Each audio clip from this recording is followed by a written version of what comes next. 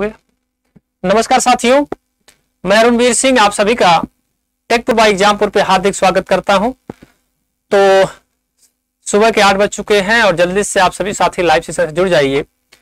और आज हम लोग उस सीरीज में कुछ और भी आगे पढ़ने जा रहे हैं जिसका नाम है 3 फेज इंडक्शन मोटर। यहाँ से भी कुछ क्वेश्चन हमने सेलेक्ट किया है, तो आपको एक अच्छा सा क्वेश्चन मिलने वाला है साथियों, है ना। तो जल्दी से आप सभी लोग सेशन से जुड़ जाइए।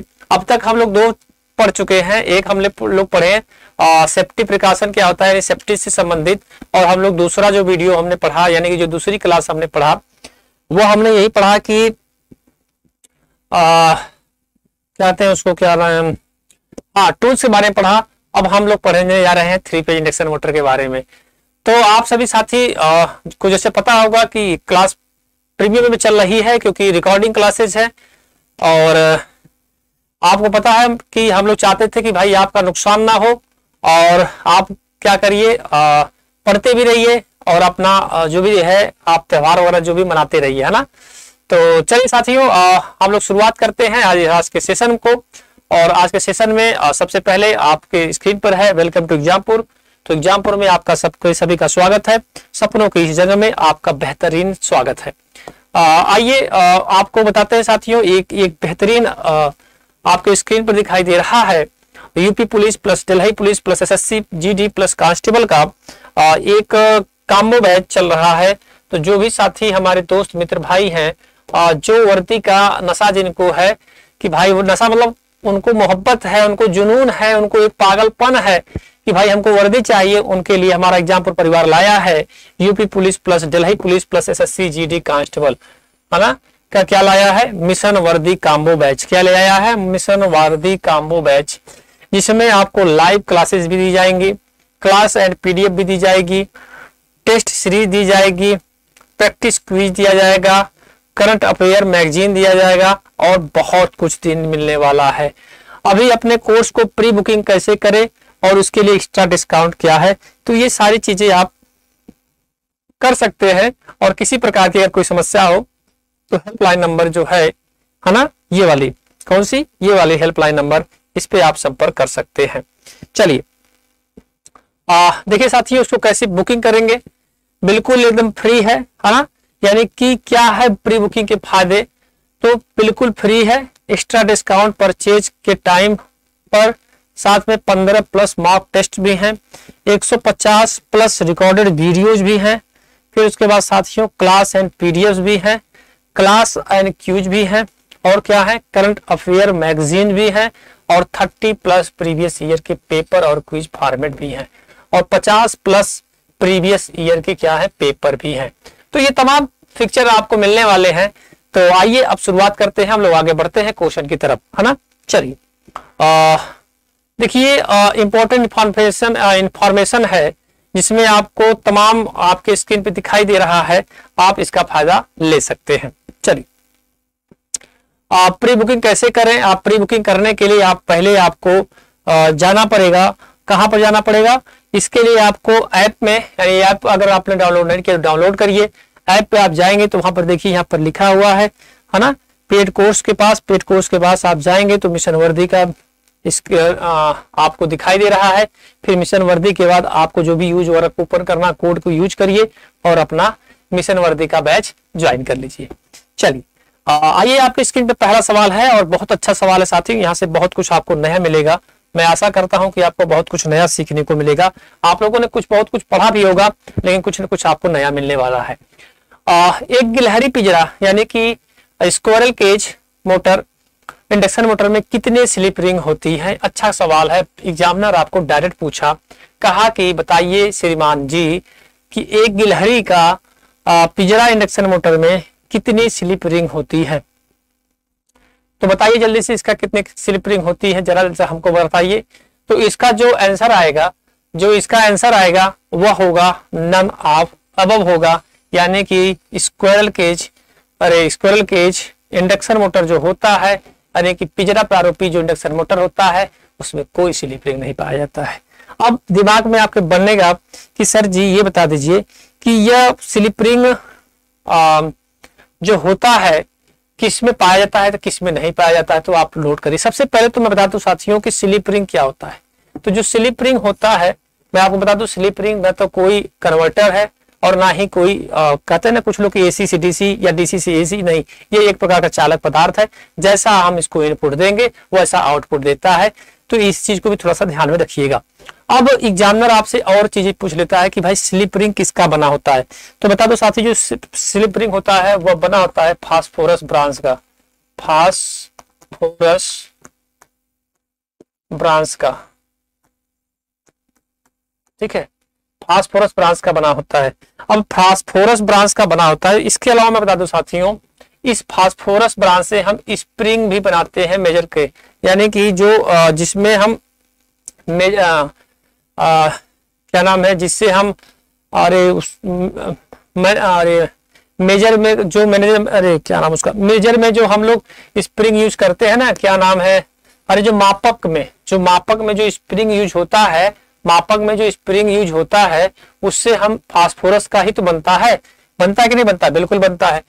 तो स्लिप रिंग फास्फोर का बनता है। अच्छा, अब इसमें क्या क्या मिक्स होता है थोड़ा सा इसको भी ध्यान रख लीजिए, है ना, इसको भी थोड़ा सा ध्यान रखिए।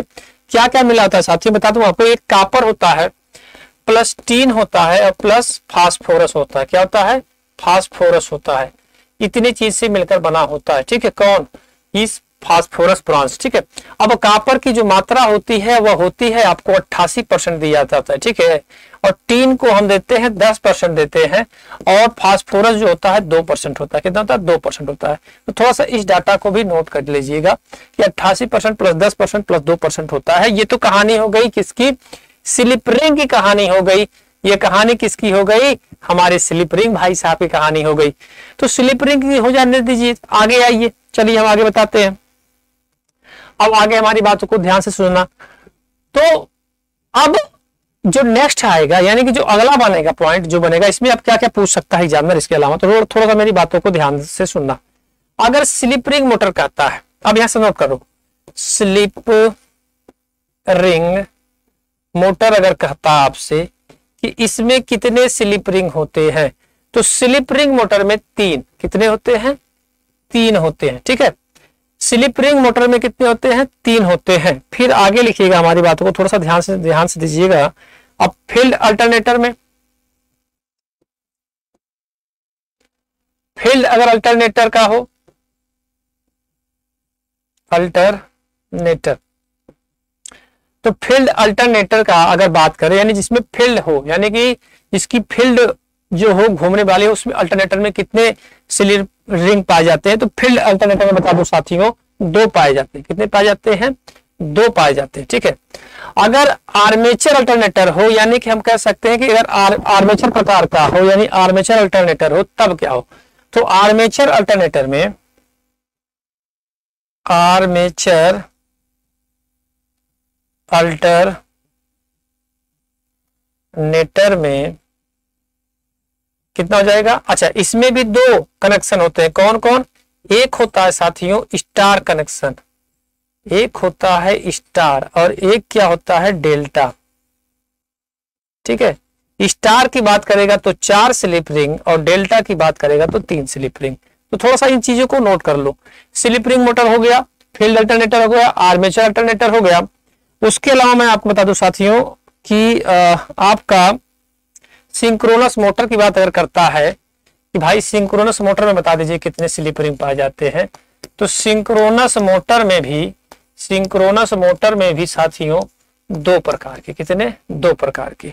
तो स्लिप रिंग मोटर में 3 प्रकार के, फील्ड अल्टरनेटर में 2 प्रकार के, आर्मेचर अल्टरनेटर में अगर वो स्टार कनेक्शन का है तो 3, अरे 4, अगर डेल्टा कनेक्शन का है तो कितना, 3, ठीक है। और अगर सिंक्रोनस मोटर है तो कितने प्रकार का, 2 प्रकार का होता है। तो इन चीजों को थोड़ा सा ध्यान में रखिएगा। तो फिलहाल अभी क्वेश्चन नंबर 1 का डी वाला हो जाएगा, क्वेश्चन नंबर 1 का क्या हो जाएगा, डी हो जाएगा, क्वेश्चन नंबर 1 का क्या हो जाएगा, डी हो जाएगा। चलिए क्वेश्चन नंबर 2 की तरफ हम पढ़ते हैं।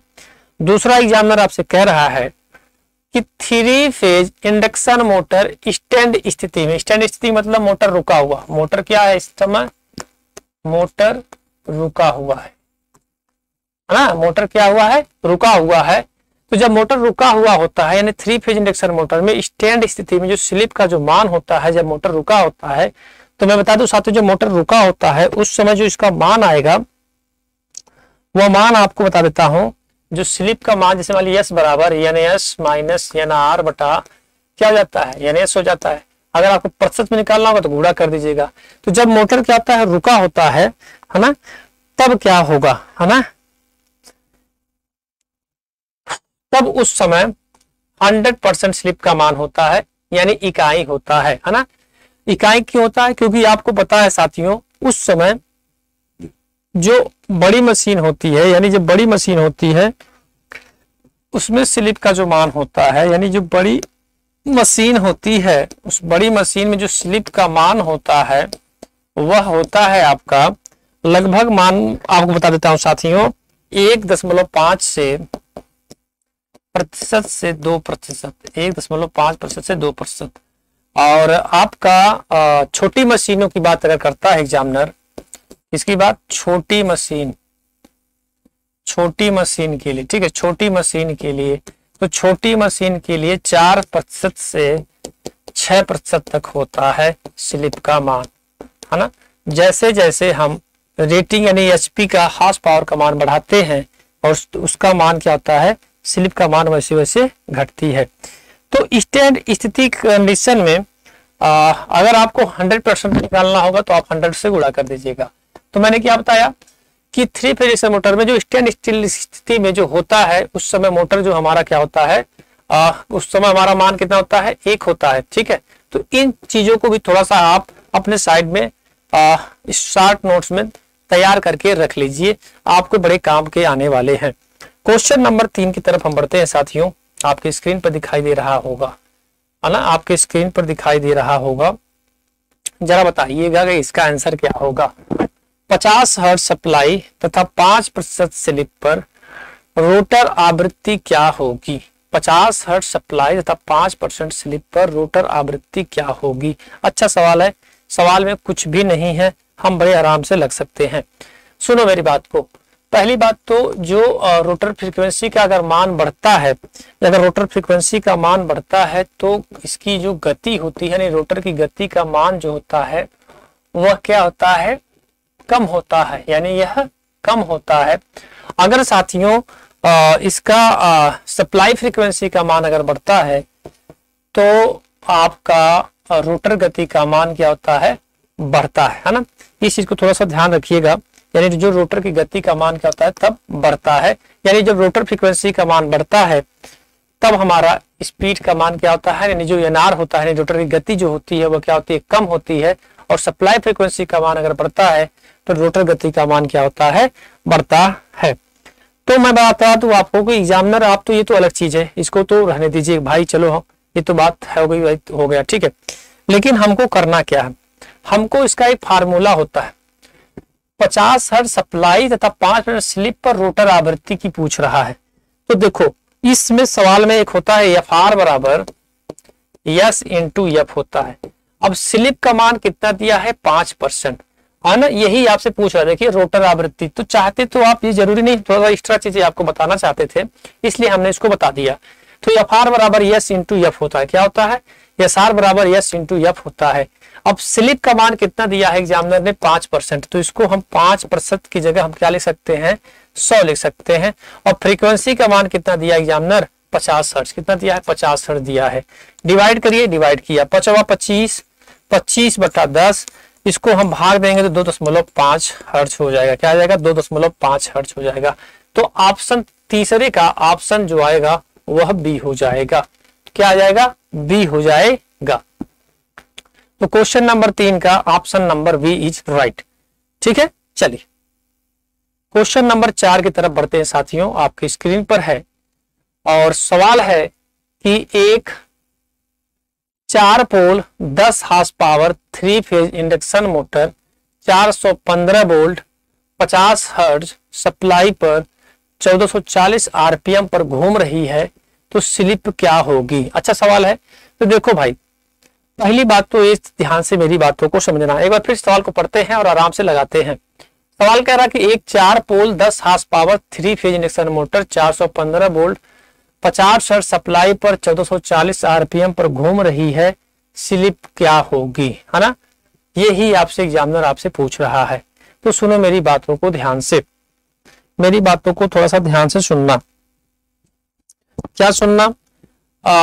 देखो 4 पोल कह रहा है, तो 4 पोल के लिए एक सूत्र आपको बताया गया था यार, नहीं मालूम तो कोई बात नहीं, सुनिए ध्यान से। जो होता है NS बराबर 120 F अपान P होता है, ठीक है। अब हमको सिंक्रोनस गति चाहिए, तो फ्रीक्वेंसी का मान यानी 120, फ्रीक्वेंसी का मान कितना दिया है 50 हर्ट्ज, 50 हर्ट्ज, पोल कितना दिया है, पोलों की संख्या कितना दिया है 4 पोल, है ना। तो 50 हर्ट्ज बटा 4 पोल, तो 4 तिहाई 12 और यह हो जाएगा आपका 30, तो 5 तिहाई 15 यानी 1500 आरपीएम। कितना? 1500 आरपीएम हमको मिल गया, 1500 आरपीएम मिल गया।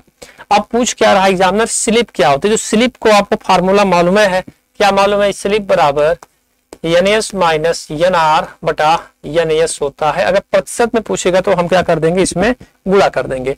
तो सिंक्रोनस स्पीड का मान आपने निकाला 1500 और रोटर की गति का मान पहले से एग्जामिनर दिया ही है 1440 और कितना बटा 1500 हो जाएगा। अब 1500 में से 1440 को घटाएंगे तो कितना मिलेगा, 60 मिलेगा, 60 बटा 1500 हो जाएगा। इसको डिवाइड करेंगे तो 3 पच्चे 15, 0 3 दूना 6 यानी 2 एकम 2 और ये 25 यानी कि 1/25 मिलेगा। कितना मिलेगा? 1/25 मिलेगा। अब 1/25 में अगर हम साथी 25 का भाग देते हैं, इस 1/25 में अगर 25 का भाग देते हैं तो हमको जो मान मिलेगा 0.04 मिलेगा। क्या मिलेगा? 0.04 मिलेगा। तो आप आसानी से लगा लेना, है ना। सवाल में कुछ दम नहीं है, कुछ भी दम नहीं है, बड़े आराम से लगाओ, एकदम आराम तरीके से लगाओ, ठीक है, बिंदास तरीके से लगाओ। चलो क्वेश्चन नंबर 4 के बाद हम साथियों पढ़ते हैं क्वेश्चन नंबर 5 के तरफ। स्टार्टिंग में समय रोटर आवृत्ति क्या होती है, यानी कि एग्जामिनर आपसे पूछ रहा है कि स्टार्टिंग में समय रोटर आवृत्ति क्या होगी, ये चीज आपसे पूछ रहा है। सप्लाई आवृत्ति से कम होती है, सप्लाई आवृत्ति के बराबर होती है। देखो भाई, अब सप्लाई आवृत्ति से अधिक तो होगी नहीं, उपरोक्त में से कोई होगी नहीं। अभी आपने कुछ देर पहले ही साथियों आपने क्वेश्चन को पढ़ा, क्या पढ़ा कि आर बराबर जो होता है यानी रोटर फ्रीक्वेंसी बराबर यस इंटू एफ, यानी कि सप्लाई फ्रीक्वेंसी और रोटर फ्रीक्वेंसी का मान क्या हो जाता है, बराबर हो जाता है। क्या जाता है? बराबर हो जाता है। वह कौन सा पढ़ा आपने? सप्लाई आवृत्ति के बराबर हो जाता है। तो क्वेश्चन नंबर 5वें का बी वाला सही हो जाएगा। क्वेश्चन नंबर 5वें का बी वाला सही हो जाएगा। एफ आर बराबर yes into F, F R बराबर यस इंटू एफ हो जाएगा, है ना। एफ आर बराबर यस इंटू एफ हो जाएगा, ठीक है, बहुत बढ़िया। चलो आ जाओ क्वेश्चन नंबर 6वें की तरफ हम पढ़ेंगे साथियों। निम्न में से कौन सी ब्रेकिंग एक मोटर के लिए उपयुक्त नहीं है? देखो भाई, ब्रेकिंग भी 3 प्रकार की होती है, एक प्लगिंग होता है, एक रीजेनरेटिव होता है, एक होता है रियोस्टिक ब्रेकिंग होती है। रियोस्टिक ब्रेकिंग को ही डायनेमिक ब्रेकिंग भी कहते हैं। तो ये इतनी ब्रेकिंग होती है। प्लगिंग ब्रेकिंग में क्या होता है कि स्टेटर के 2 टर्मिनलों को आपस में क्या करते हैं, बदल देते हैं, ठीक है। तो ऐसे ही रियोस्टिक जिसे बोलते हैं डायनेमिक, इसमें यानी जनरेटर का यूज करते हैं, यानी कुछ जनरेटर यूज का प्रयोग करते हैं। और आपका रिजेनरेटिव ब्रेकिंग होती है, तो ये स्लिप रिंग वगैरह मोटर में होती है। तो पहले मैं बता दूं कि ये एग्जामिनर आपसे पूछ क्या रहा है। पहले इस क्वेश्चन को देख लेते हैं, फिर कुछ आपको एक्स्ट्रा चीज बताते हैं। निम्न में कौन सी ब्रेकिंग एक मोटर के लिए उपयुक्त नहीं है? तो मैकेनिकल यानी यांत्रिक ब्रेकिंग वाली जो होती है साथियों, क्वेश्चन नंबर 6वां यानी मैकेनिकल ब्रेकिंग, यह गाड़ियों में होती है।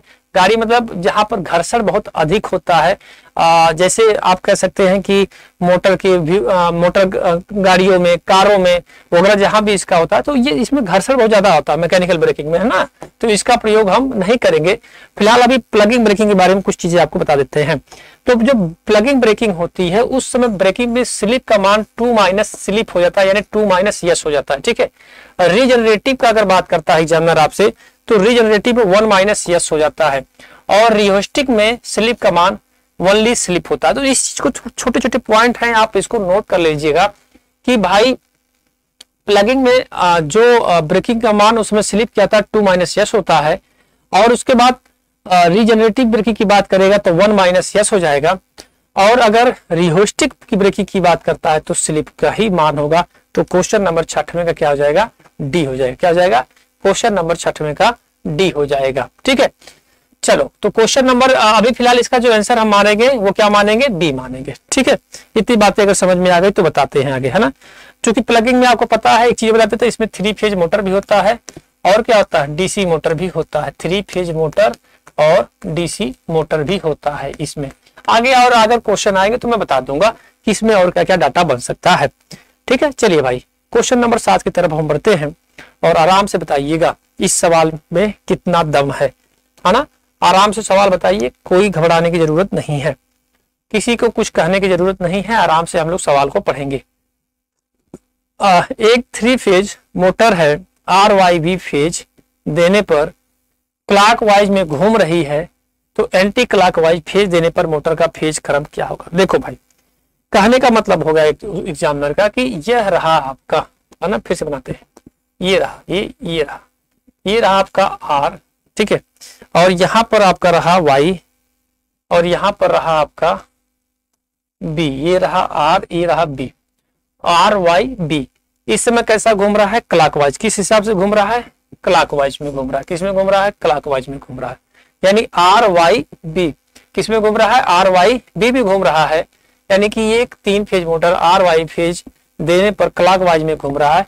अगर एंटी क्लॉकवाइज दे दें, यानी अब देखो इस समय भी क्लॉकवाइज में घूम रहा था, अगर हम इसको क्या कर दें, एंटी क्लॉकवाइज में घुमा दें, किसमें, एंटी क्लॉकवाइज में घुमा दें, तो एंटी क्लॉकवाइज में घुमा दें, तब हमारा मान क्या हो जाएगा।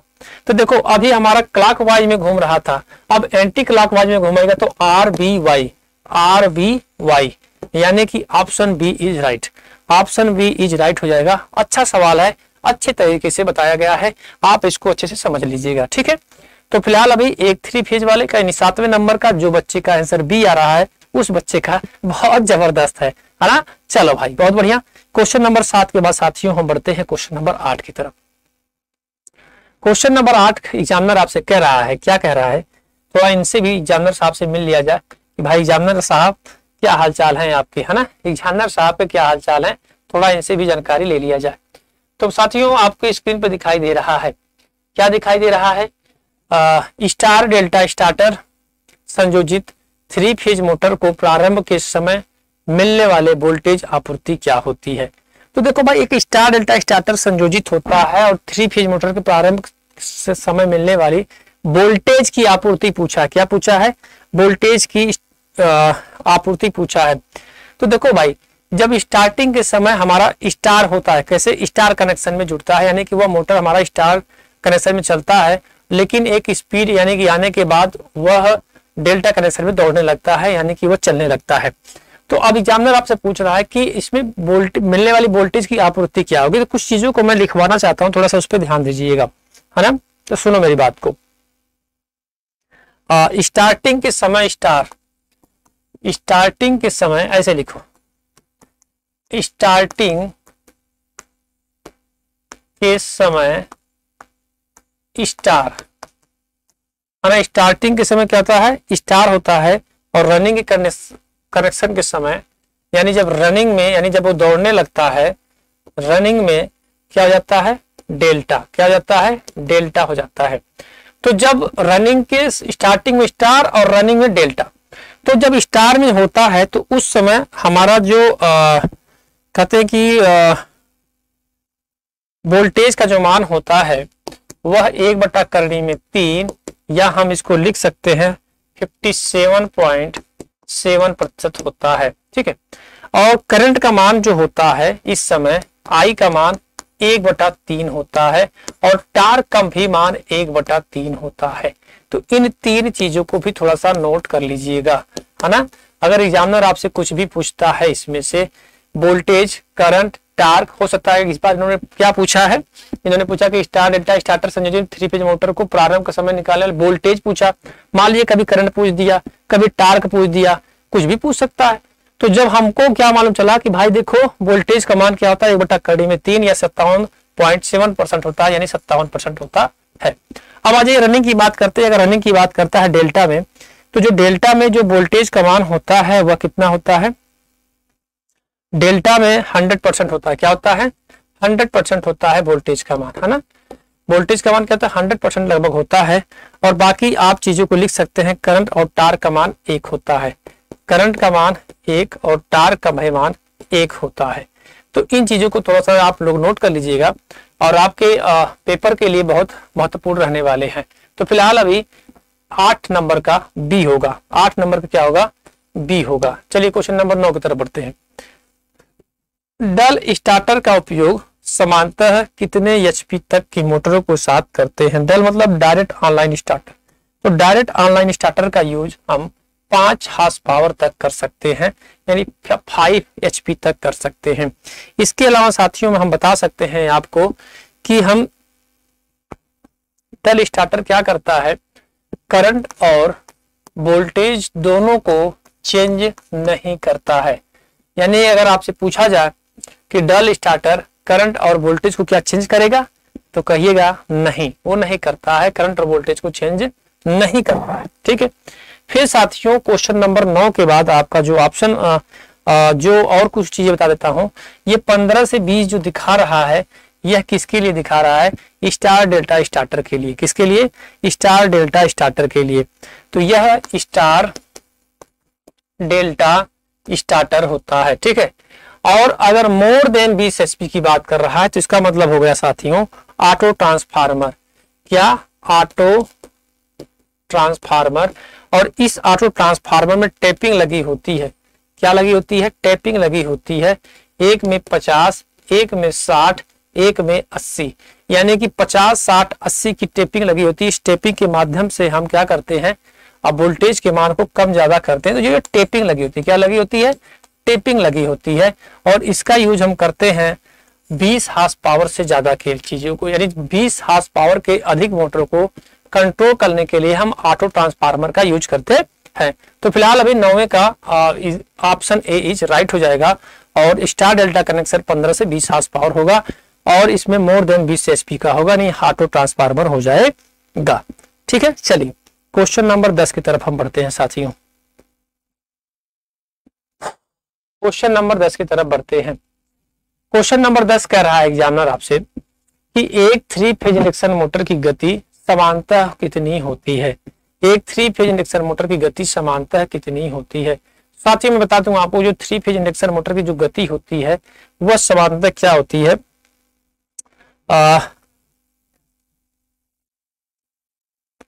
हमेशा एनएस यानी सिंक्रोनस गति का मान अधिक होता है रोटर गति से, है ना। ठीक है।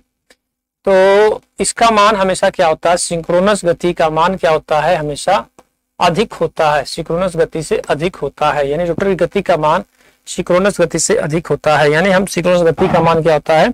अधिक हो जाता है। और अगर आपसे पूछा जाए कि यह सिंक्रोनस गति पर क्यों नहीं चलता, यानी कि ये सिंक्रोनस गति पे इसलिए नहीं चलता क्योंकि इसका टार्क का मान क्या जाता है? शून्य हो जाता है। टार्क का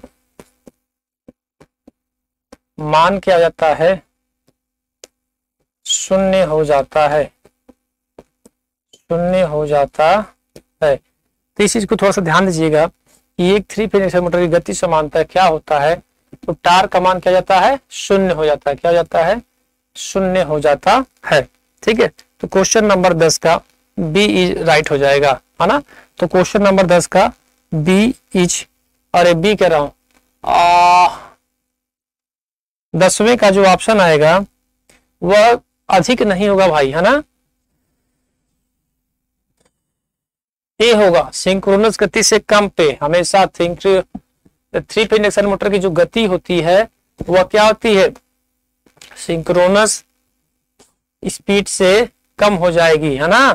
3 फेज इंडक्शन मोटर की जो गति होती है वह क्या हो जाती है?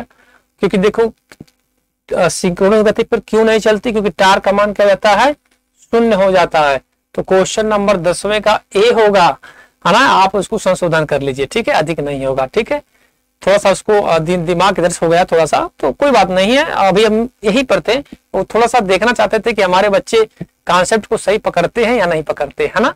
लेकिन कोई बात नहीं, हमारे बच्चे तो बड़े जबरदस्त हैं एकदम। कई बच्चे तो ऐसे हैं कि एकदम दिल खुश कर देते हैं, है ना। चलो भाई कोई बात नहीं, आइए क्वेश्चन नंबर 11 की तरफ हम बढ़ते हैं और आपके स्क्रीन पर है क्वेश्चन नंबर 11।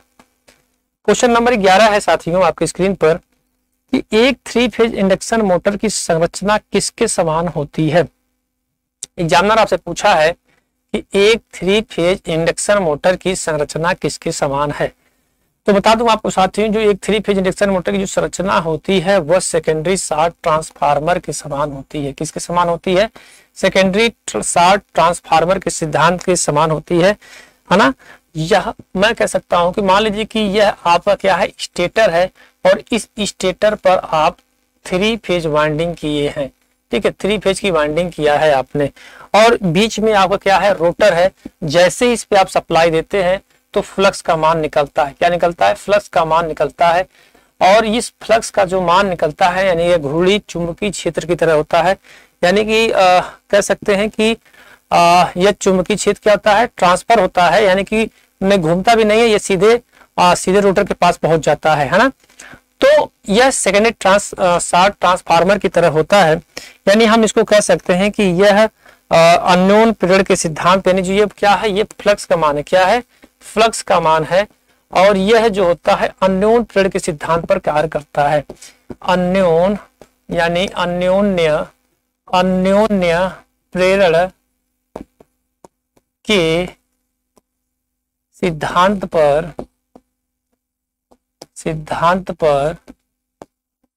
कार्य करता है ना। ये किसके पर कार्य करता है? अननोन पीरियड के सिद्धांत पर कार्य करता है। किसके सिद्धांत कार्य करता है? अननोन पीरियड के सिद्धांत पर कार्य करता है। तो थोड़ा सा इस चीज को भी थोड़ा सा ध्यान दीजिएगा।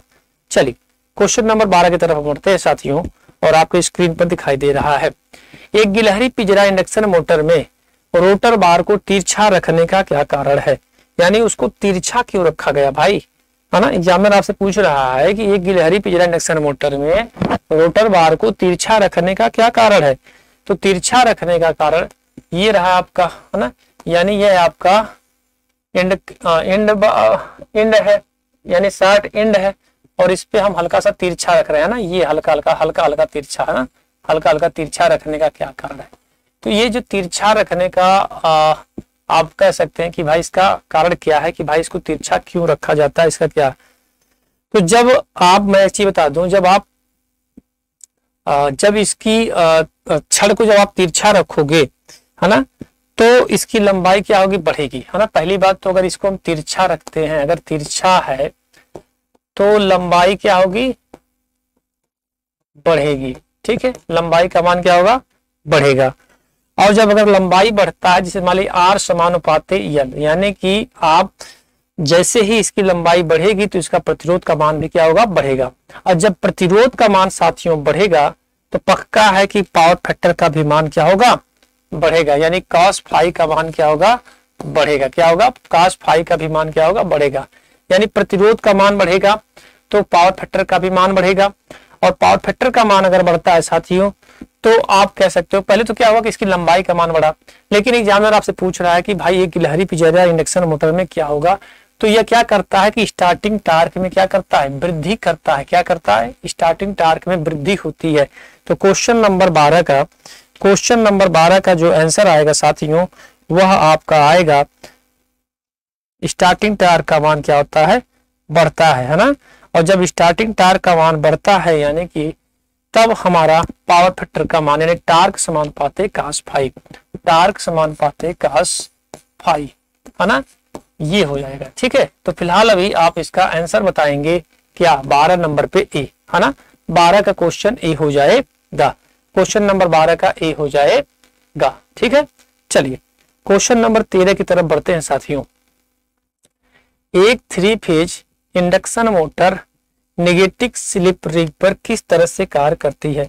तो भाई देखो, नेगेटिव स्लिप रिंग का मान यानी कि स्लिप का मान 0 से कम, है ना, हो जाता है तो उसे हम बोलते हैं। तो देखो भाई आपके स्क्रीन पर देखो, जब इंडक्शन मोटर की बात कर दिया है किसकी बात कर दिया है, इंडक्शन मोटर की बात कर दिया है, तो सीधा आप इसको काट दो, दो को बचा 3 2, इंडक्शन मोटर इंडक्शन जनरेटर। तो जब नेगेटिव स्लिप की बात करता है एग्जामिनर आपसे, तो नेगेटिव स्लिप पर वह इंडक्शन जनरेटर की तरह कार्य करने लगता है, यानी कि यह जनरेटर की तरह करने का लगता है। एक होती है ब्रेकिंग मोड, एक होती है ब्रेकिंग होती है। तो ब्रेकिंग में क्या होता है कि स्लिप का मान क्या हो जाता है, इकाई हो जाता है, और एक होता है आपका ब्रेकिंग हो गई, एक हो गई आपकी, ठीक है, इस समय दिमाग में नहीं आ रहा है, लेकिन ठीक है, मैं मतलब बाद में बता देंगे आपको। तो फिलहाल अभी इसको जानिए कि इंडक्शन मोटर का जो इंडक्शन जनरेटर जो होता है, स्लिप का मान इस समय क्या होता है, 0 से कम, यानी कि ऋणात्मक तक भी हो जाता है, यानी कि इसमें इकाई का मान यानी कि बहुत कम हो जाता है, यानी 0 से भी कम हो जाता है। तो उस समय हमारा जनरेटर किस तरह से कार्य करने लगता है, मोटर किस तरह से कार्य करने लगता है, इंडक्शन जनरेटर की तरह कार्य करने लगता है। तो 13 का जो ऑप्शन आएगा वह बी आएगा, क्योंकि आपको बता दो साथियों, जो स्लिप होती है, स्लिप का मान NS माइनस NR बटा NS होता है, और इस ऋणात्मक का मान बढ़ेगा तो स्लिप का मान क्या होगा, कम होगा। स्वाभाविक है, जब आप रोटर की गति के मान को यानी ऋणात्मक की संख्या के मान को आप बढ़ाओगे तो स्लिप का मान क्या होगा, घटेगा, यानी स्लिप का मान घटता है, तो उस समय हमारा इंडक्शन जनरेटर की तरह व्यवहार करने लगता है। चलिए क्वेश्चन नंबर 14 की तरफ बढ़ते हैं। अच्छा सवाल है साथियों। क्वेश्चन नंबर 14 का आंसर बताइए।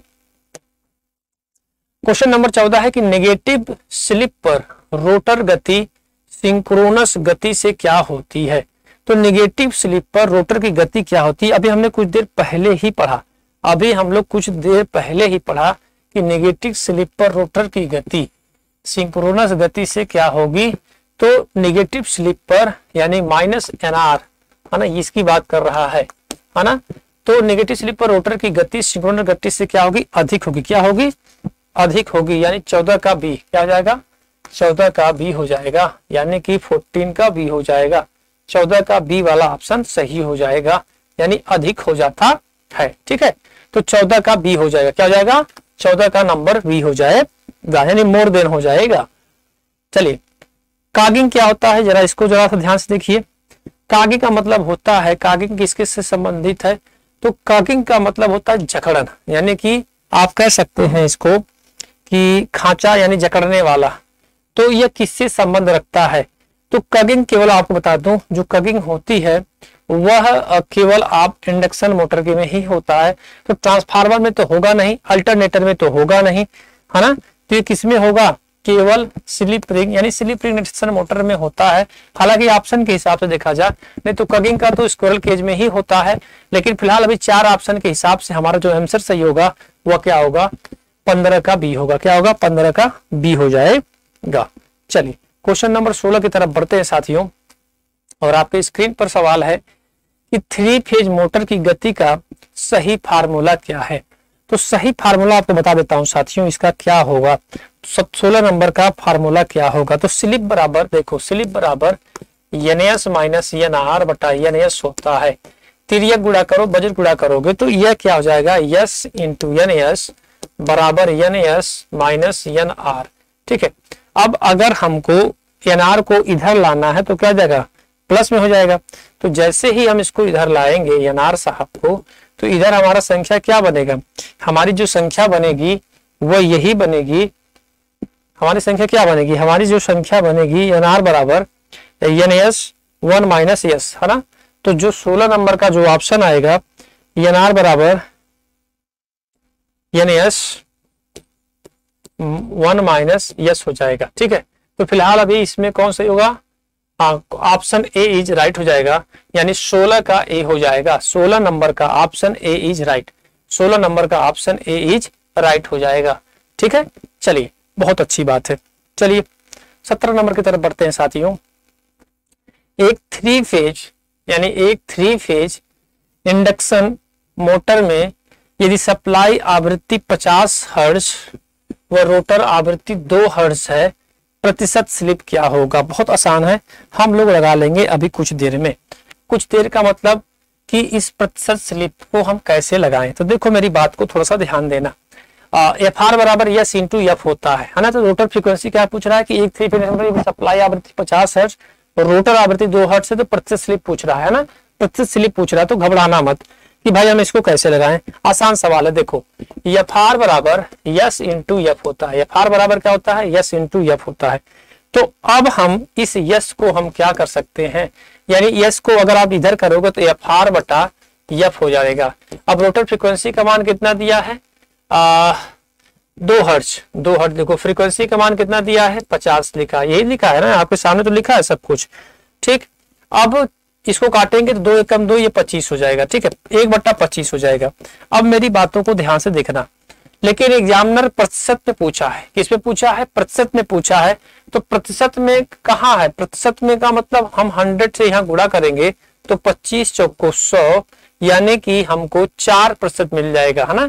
जब हम प्रतिशत में लगाएंगे तो हमको डाटा 4% मिल जाएगा, यानी कि जब हम अगर एग्जामिनर प्रतिशत में दिया है वहां पर ऑप्शन, तो प्रतिशत में लगाने के लिए हमको 100 से गुणा करना पड़ेगा, और जितना मान है उसको डिवाइड कर दीजिए, हमको 4% मिल जाएगा। तो फिलहाल सब तरह का क्या हो जाएगा, बी हो जाएगा।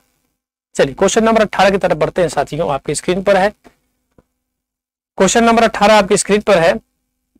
सवाल आपकी स्क्रीन पर दिखाई दे रहा है कि 3 फेज इंडक्शन मोटर में, यानी जो 3 फेज इंडक्शन मोटर चल रहा है ना, 3 फेज इंडक्शन मोटर जो चल रहा है, रनिंग अवस्था में रोटर आवृत्ति कितनी है, एफ आर होगी। यदि सप्लाई आवृत्ति कितना है, एफ, तथा स्लिप यस है। तो अब देखो ये फार्मूला ही एग्जामिनर ने पूछ लिया आपसे।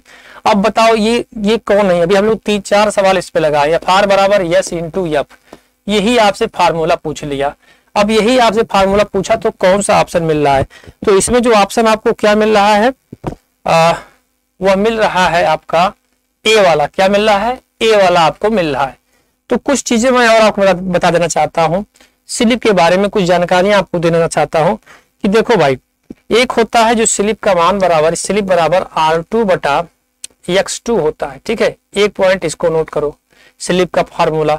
दूसरा नोट करो, स्लिप बराबर जो मान आता है, एक मान आता है यस बराबर एफ आर बटा एफ, है ना, एफ आर बटा एफ भी होता है, एफ आर बराबर यानी रोटर फ्रीक्वेंसी बटा एफ भी होता है। इसको भी थोड़ा सा नोट कर लो, है ना। जब आप तिरिया गुणा करोगे तो ये एफ आर बराबर यस इंटू एफ नहीं हो जाता, देखो देख लो, एफ आर बराबर यस इंटू एफ हो जाएगा। क्या हो जाएगा, यस इंटू एफ हो जाएगा कि नहीं होगा। देखिए एफ आर बराबर यस इंटू एफ, देखो इसको अगर हम वज्र गुणा करते हैं तो एफ आर बराबर यस इंटू एफ बनता है कि नहीं बनता है, ये भी बन जाता है।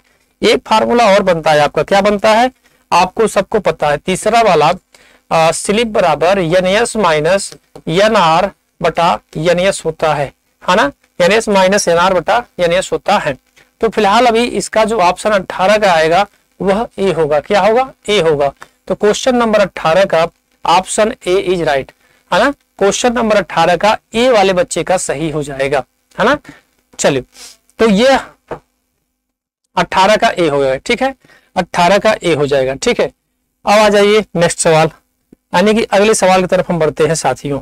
क्वेश्चन नंबर 19, क्वेश्चन नंबर 19 की तरफ हम बढ़ते हैं। क्वेश्चन नंबर 19 की तरफ बढ़ते हैं। निम्न में से कौन सी 3 फेज मोटर सेल्फ स्टार्ट नहीं है। तो साथियों सेल्फ स्टार्ट की बात कर रहा है, कौन सा नहीं है। तो देखो स्लिप रिंग सेल्फ स्टार्ट है, single cage induction motor self start है, डबल केज है, लेकिन सिंक्रोनस मोटर जो होता है वह सेल्फ स्टार्ट नहीं होता है। तो क्वेश्चन नंबर 19 का ए हो जाएगा, है ना, ठीक है। और इसमें एक चीज बताते हैं, इसमें दोनों में, इस दोनों में डीप यानी डबल यानी हम कह सकते हैं डीप बार केज रोटर का यूज करते हैं, डीप बार रोटर का यूज करते हैं, है ना। तो 19 का डी हो जाएगा। क्या हो जाएगा, 19 का डी हो जाएगा। डीप बार रोटर का यूज करते हैं, ठीक है, डीप बार रोटर का यूज करते हैं। तो क्वेश्चन नंबर 19 अभी इसका क्या हो जाएगा, ए वाला ऑप्शन। चलिए क्वेश्चन नंबर 20 की तरफ बढ़ते हैं। 3 फेज इंडक्शन मोटर में ब्रेकिंग की प्लगिंग विधि को कैसे इस्तेमाल करते हैं। अभी देखिए हमने कुछ देर पहले ही बताया था कि इसमें स्टेटर के दोनों टर्मिनलों को आपस में क्या करते हैं, बदल देते हैं। तो अभी ऑप्शन आपके सामने आ भी गया। तो 20 नंबर का जो ऑप्शन आएगा वो क्या होगा, सी हो जाएगा। क्या हो जाएगा, सी। वैसे आपको बता दूं साथियों की जो ब्रेकिंग होती है, जो इलेक्ट्रिकल ब्रेकिंग की होती है वो 3 प्रकार की होती है। एक होती है प्लगिंग होती है, ठीक है। दूसरा होती है आपका रीजनरेटिव होती है, रीजनरेटिव होती है। और एक चौथा जो होता है यानी 1, 2 और एक तीसरा, तो जो तीसरा होता है वह आपका होता है डायनेमिक, या डायनेमिक भी बोल सकते हो, डायनेमिक, या फिर इसको रिहोस्टिक बोलते हैं। क्या बोलते हैं? रिहोस्टिक, है ना, रिहोस्टेटिक भी बोलते हैं, रिहोस्टेटिक, ठीक है, रिहोस्टेटिक होती है, ठीक है। तो ये 3 प्रकार की होती है ब्रेकिंग, है ना। तो 20 नंबर का सी वाला सही हो जाएगा, 20 का सी इज राइट, ठीक है। चलिए आगे बढ़ते हैं, 20 के बाद हम आगे बढ़ते हैं, तेजी से बढ़ते हैं। एक 3 फेज मोटर के लिए सत्य कथन क्या है? तो एक 3 फेज मोटर के लिए सत्य कथन क्या है? तो एक 3 फेज के लिए सत्य कथन है कि मोटर कम स्टार्टिंग टार्क के साथ सेल्फ स्टार्ट होती है। बेहतरीन सेशन, सबसे बढ़िया यही है। क्वेश्चन नंबर 21 का सी इज राइट, क्वेश्चन नंबर 21 का सी इज राइट हो जाएगा। यानी कि मोटर सेल्फ स्टार्ट नहीं होती है, मोटर केवल एक दिशा में घूर्णन करती है, मोटर कम स्टार्टिंग के साथ सेल्फ स्टार्ट होती है। तो ऑप्शन 21 का सी हो जाएगा, ठीक है। 22 की तरफ बढ़ते हैं साथियों। 3 फेज मोटर में अधिकतम टार्क की शर्त क्या होती है, यानी मैक्सिमम टार्क की शर्त की बात कर रहा है। तो साथियों मैं बता दूं आपको कि इसके लिए हम रोटर प्रतिरोध यानी R2 बराबर X2 होना चाहिए, यानी ये बराबर होना चाहिए। तो दोनों में बराबर कौन सा हो रहा है?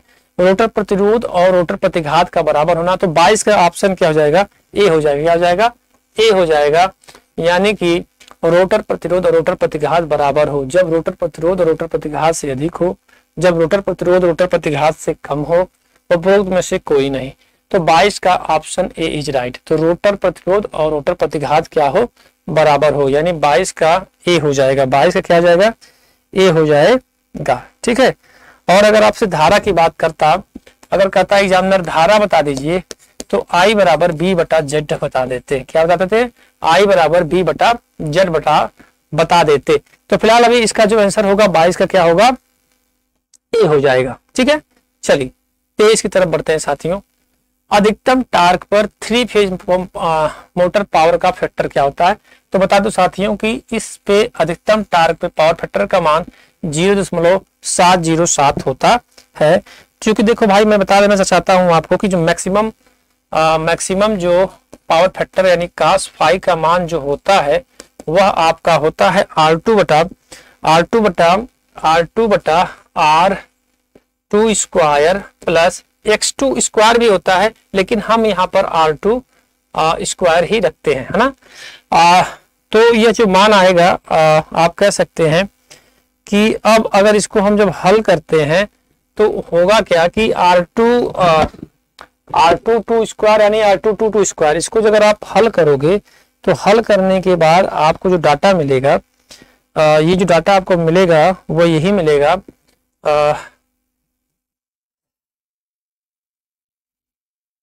यहाँ भी R2 ही होता है, ठीक है।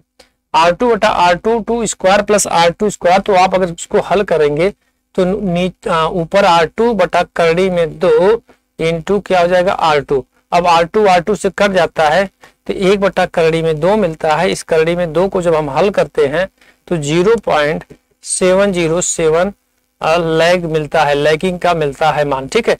तो ये डाटा आपको मिलता है। आप इसको जब हालांकि यहाँ पर आप लिख सकते हैं R2 बटा R2 square plus X2 square, लेकिन हम X2 की जगह यानी रिएक्टिव रिएक्टेंस की जगह हम R2 स्क्वायर रख सकते हैं।